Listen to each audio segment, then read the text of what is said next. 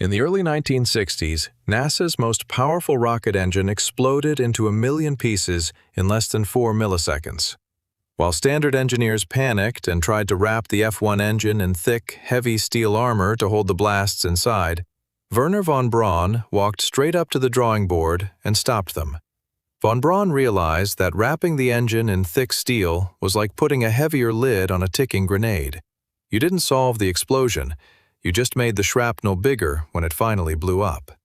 Von Braun saw an invisible geometric flaw inside the combustion chamber that nobody else was looking at, a microscopic physical trick involving acoustic shockwaves that saved the Apollo 11 mission and took humanity to the moon.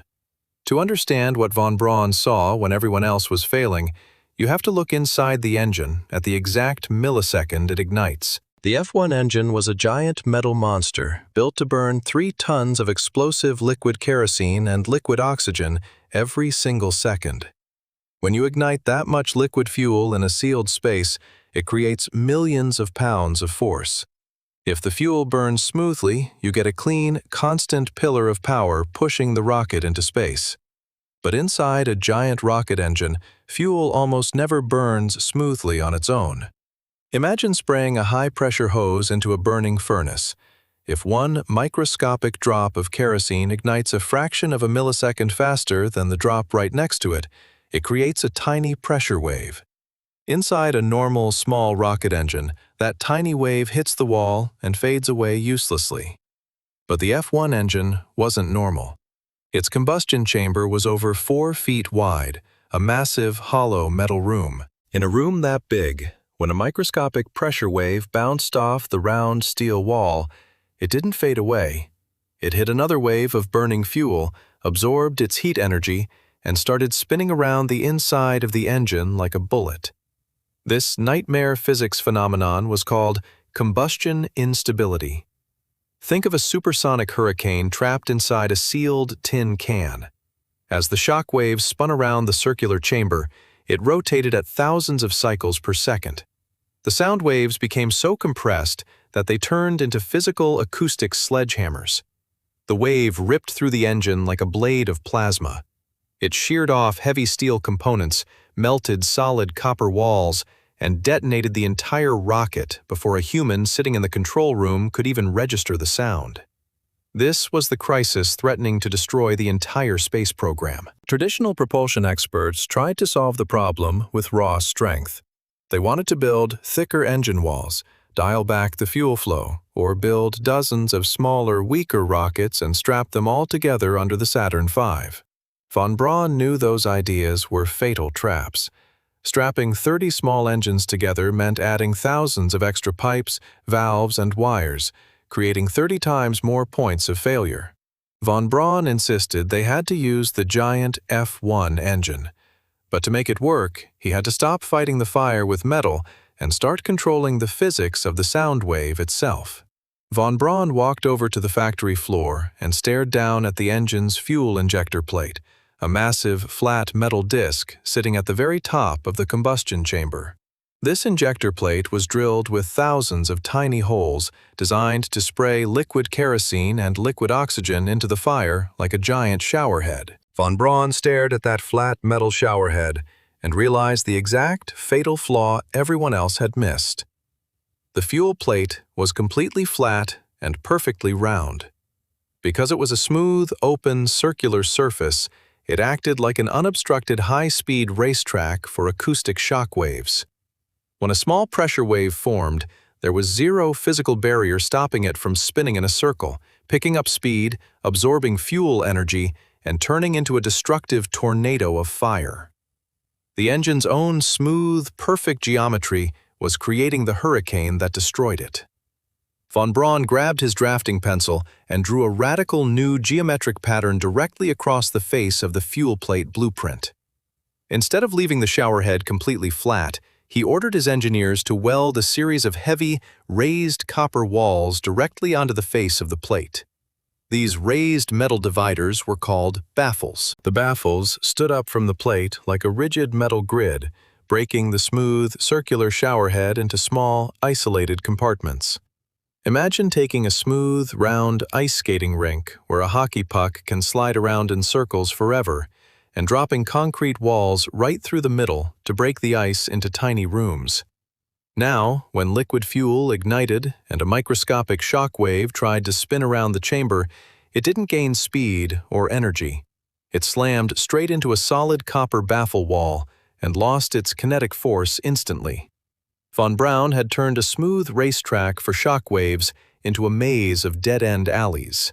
The sound waves couldn't build up enough frequency to tear the engine apart. The acoustic sledgehammer was chopped into harmless noise. To make the solution even more lethal to shock waves, von Braun's engineers precisely angled the tiny spray holes behind each baffle wall. Instead of dumping fuel blindly into the chamber, the liquid oxygen and kerosene were forced to collide at sharp, intersecting angles, atomizing the liquid into a perfectly uniform, controlled mist. They weren't trying to contain the explosion with heavy armor anymore. They were controlling the fluid dynamics of the fire itself from the inside out. But drawing metal baffles on paper was only half the battle. Von Braun had to prove to the world that his geometric trick would survive a real catastrophic failure in mid-flight. And that led to one of the most insane engineering tests in aviation history, the bomb test. To prove the baffles worked, von Braun's team decided to set off a real, live military explosive inside the rocket engine while it was running at full throttle.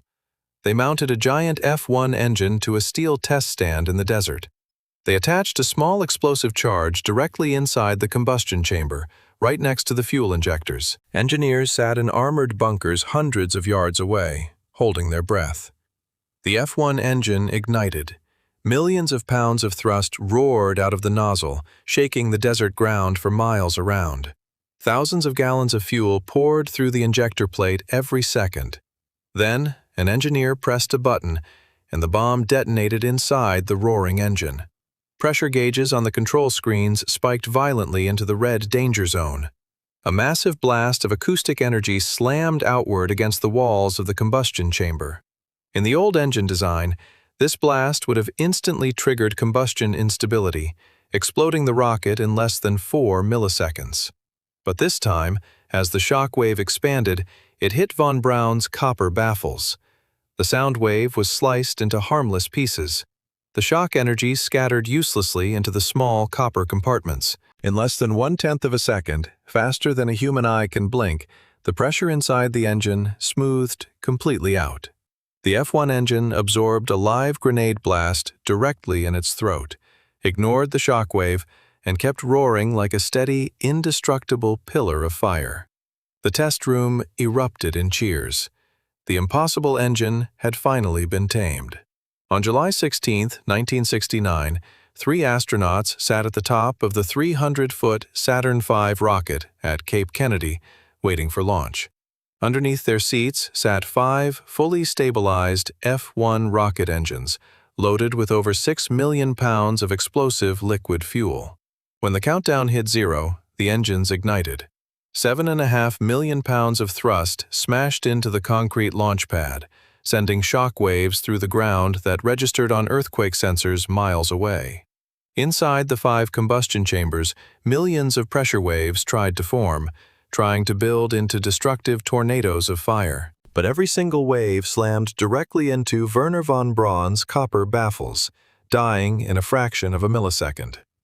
The Saturn V lifted smoothly off the pad, cleared the tower, and carried the Apollo 11 crew into the blackness of space without a single microsecond of combustion instability.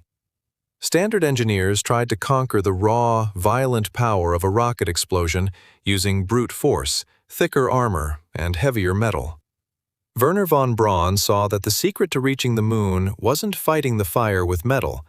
It was using simple, brilliant geometry to chop the explosion to pieces before it could chop us down.